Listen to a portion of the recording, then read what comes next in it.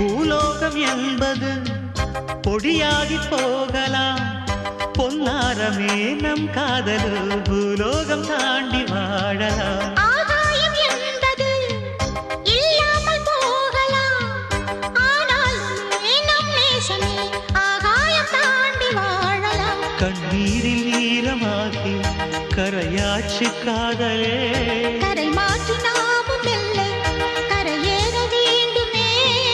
நாளை வரும் காலம் நம்மை